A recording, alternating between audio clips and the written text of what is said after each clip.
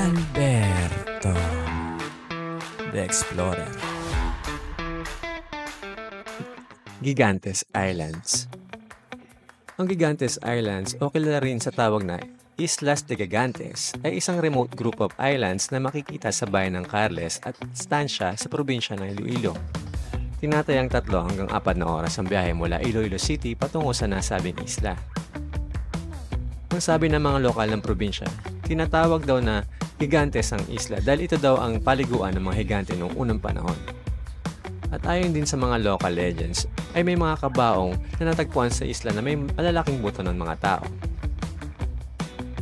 Kung nakaramdam ka ng takot dahil sa iyong mga nalaman ay alisin ang iyong takot dahil sadyang napakaganda ng mga isla dito. Kaya tara na, bisitahin natin ang Gigantes Islands.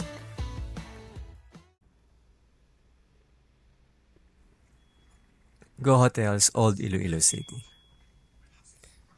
Alas 4:30 ng umaga araw ng Martes, kami nasa hotel habang hinihintay ang service van na maghahatid sa amin sa Bancalport. Malapit lang ba Dito yun? sa Go Hotels, kami kumuha ng accommodation na good for 2 nights sa halagang 1,755 pesos per night. Ilang oras kaya yata eh. Dalawagan na. So, nag-DIY naman. Nagsisimula na kaming mainip at may pagdududa na kung darating pa ba ang van. Dahil alas 4 ng umaga ang usapan namin ay nasa labas na sila ng hotel. Kaya pwede kung magtanong ako ng booking. Mas okay pala kung mag-book kayo ng tour kaysa mag-DIY para sure. Pero mag-ingat sa pag-book. Sigurado yung legit ang travel agency. Para sa safe booking, nandito ang kanilang Facebook page. At sa wakas, dumating na din ang van na aming hinihintay. Nagbayad ako ng 700 pesos each round trip mula sa aming tinutuluyang hotel to Bancalport. Ang van na aming sinakyan ay offered ng Gigantes Island Tours and Services. Tinanggap namin ang kanilang alok upang mapadali ang aming biyahe. Ang van na ito ay hindi direktang konektado sa travel agency, pero isang magandang desisyon na kunin ang kanilang serbisyo dahil hatid sundo kami sa hotel na aming tinutuluyan.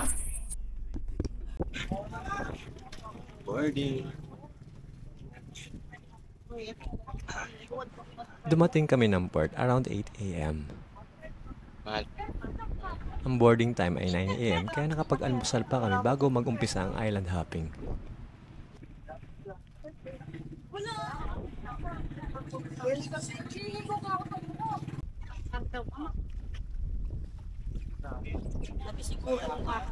Isang mahangin at maliwalas na araw. Magandang panahon para maglayag.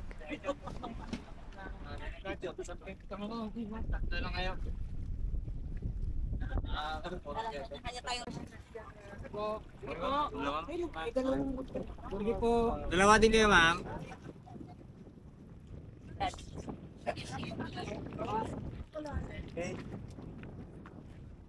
Ma'am? Sa likod lang. Ma'am, bali sa inyo, ma'am. May wala isa, ma'am. Isa. May wala sa inyo, isa. Kaya pagkatapos, ma'am. Pinaupo kami sa tabi ng kapitan ng bangka. Bali, usog-usog na lang siguro. Ngunit sa hindi ko malamang dahilan ay pinalipat kami sa likod. Sir? Ayaw talaga namin maupo sa unang parte ng bangka dahil mababasa kami ng alon kaya nagpahuli kami.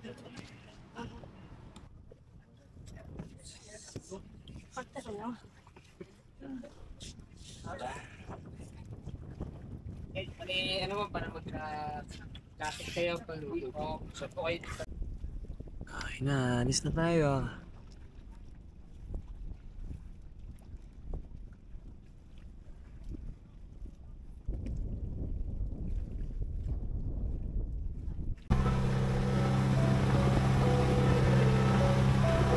Narito ako ngayon sa lugar kung saan nagtagpo ang malalim na karagatan at ang malawak na kalangitan.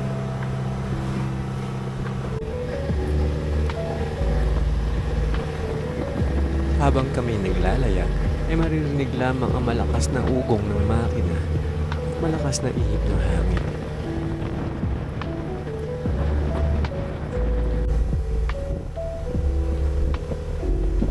Mula sa aking harapan ay matatanaw ang unang isla na aming pupuntahan.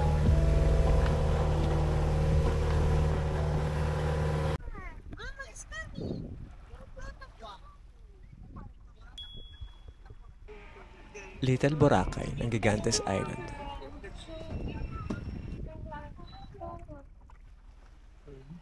Napakalinaw ng tubig na may maliliit at may hinang alon.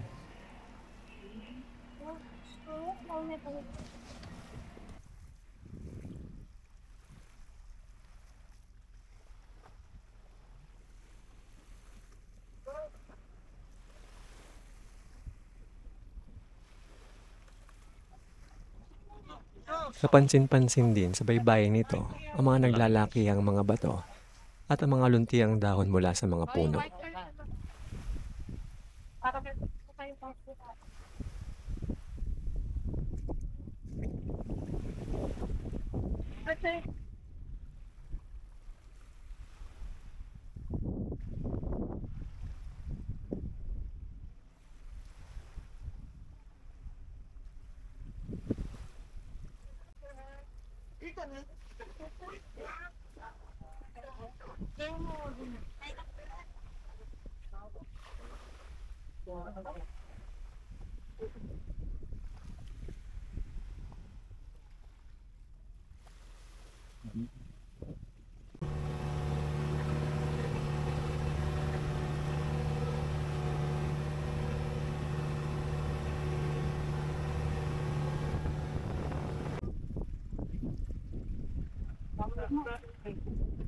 San Antonio Beach. Ito, Anthony Island. Anthony Island. Depende sa pag-gastos mo yung nakakaas sa labay. Asong. Parking legal. Uping. Sige na.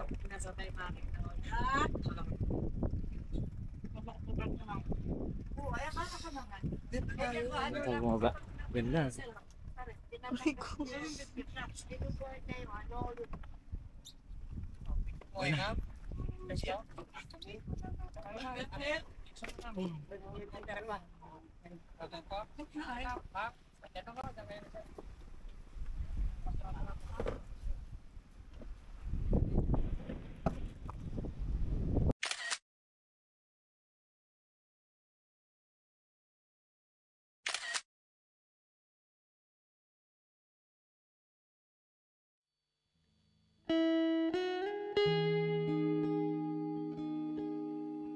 Tara, samahan niyo muna ako bumaba ng bangka at libutin ang isla.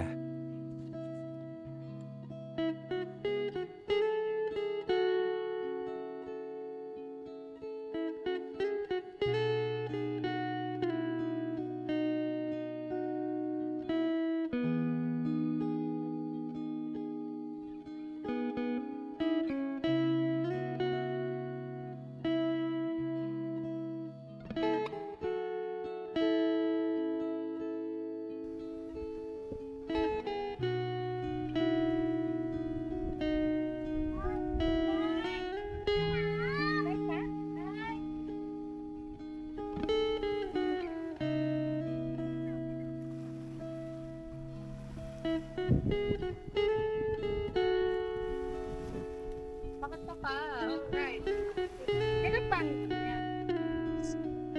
Bilit.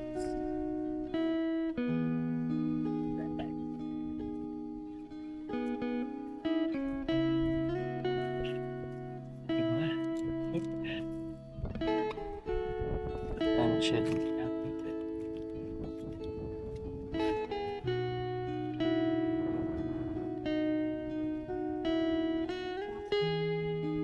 Tirang kita dyan. Alis mo yung sabi niya. Ito mo, tayo muna tayo.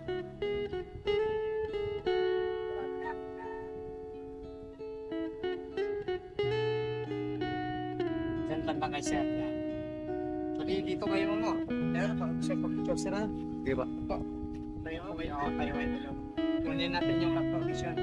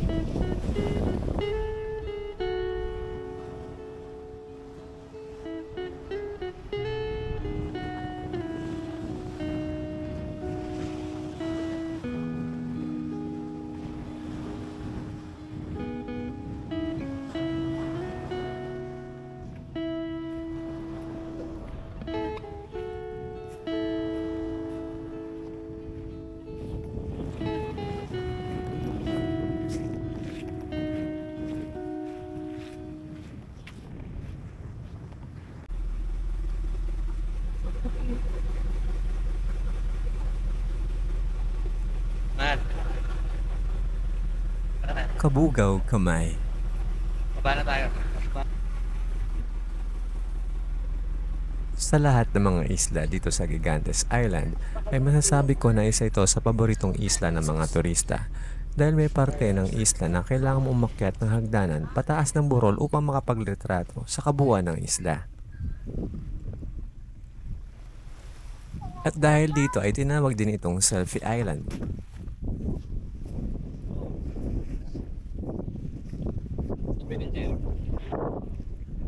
Ang mataas na bahagi ng isla na nasa harapan natin ngayon ay siyang burol na aakyatin natin upang makita natin ang kabuuan ng isla.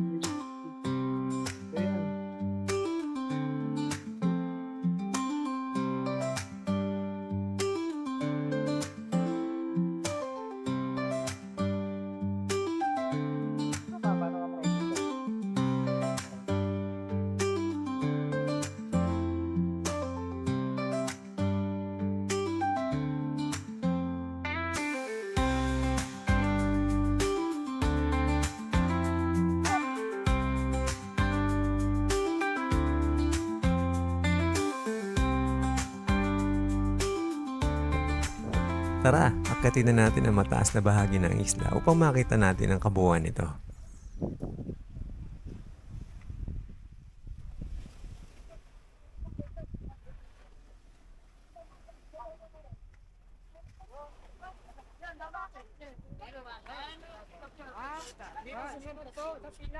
Ulit. Ay, pagbababa.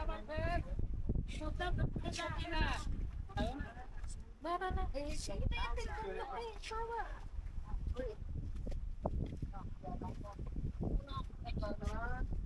Maganda dun ngayon, malamig. Ganda dun malamig. Ay, mga February. Ay, huwag ka sasabay sa event. Parang lagi kasi madaming tao kahit normal days. Pag pupunta ka weekdays. Weekdays. Kasi madali na kasi siyang puntahan. Weekdays pa pupunta ka. Sa pila, ma'am. Kayo nauna sa kanila. Panghuli na lang. Magsabi sila dyan. Konting hakbang na lang at malapit na tayo sa taas.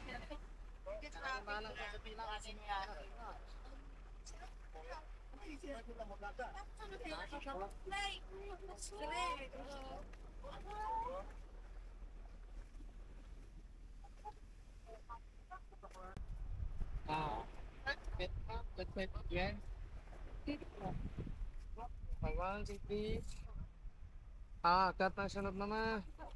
Okay, sige po. Sulog ha. Sulog. Ma'am, sige po. Dito ma'am. May bakante po dito. Taas daw, may bakante daw. Sige po, akyat po kayo sa taas. Akyat po. Okay, 1, 2, 3. Aray ko. Okay. Sabi ni sir, ayaw naman mag-akyat. Ma'am? Ay, pag-akyat din ma'am. 0.51. 1 lang po. Okay, mag-portrait po tayo. Let's buy na, do not cry. 0.5 po.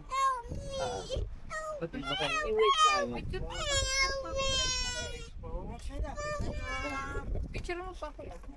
Pero tingala. Baba ka na si mama kasi. At dahil tinagurian itong selfie island, ay narito ang aming selfie.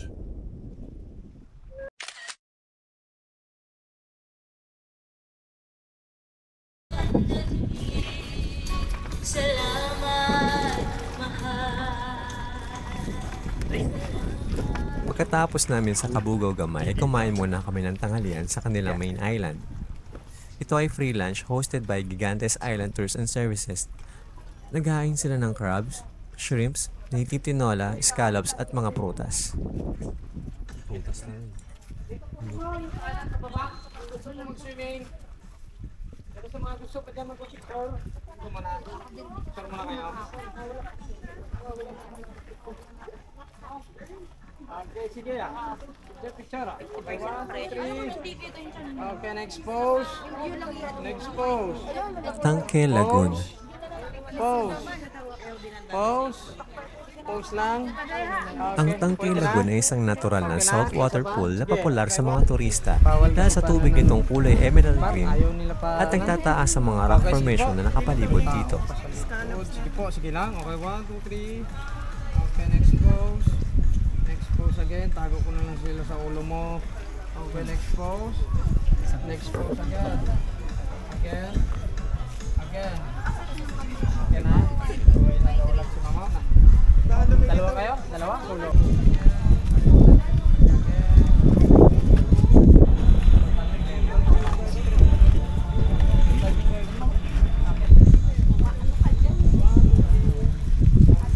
Ang daming turista. Halos di na kami gumalaw sa aming kinatatayuan.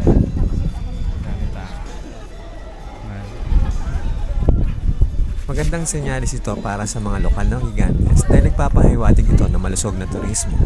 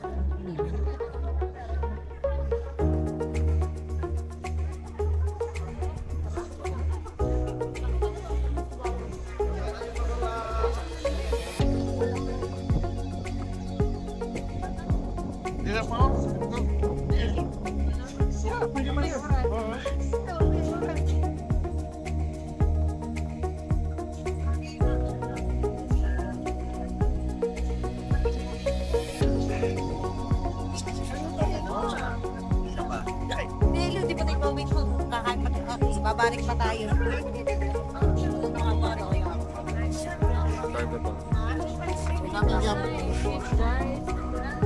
Talago.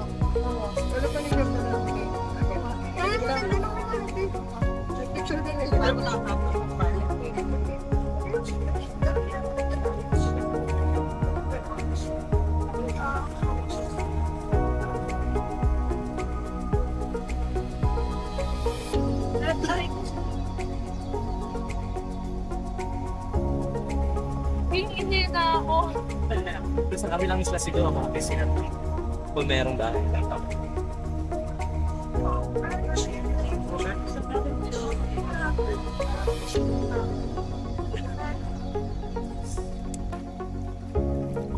Puno Pandan.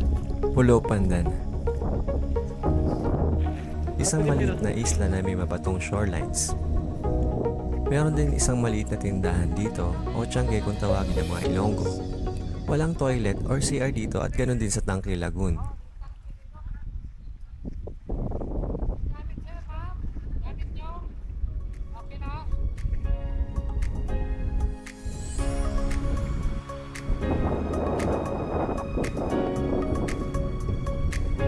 Dito na nagtatapos ang ating paglalayag sa mga isla ng Gigantes. At kung totoo man na nanirahan ang mga higante dito, ay sigurado may maganda silang dahilan. At yan ay dahil sadyang napakaganda talaga ng mga isla dito.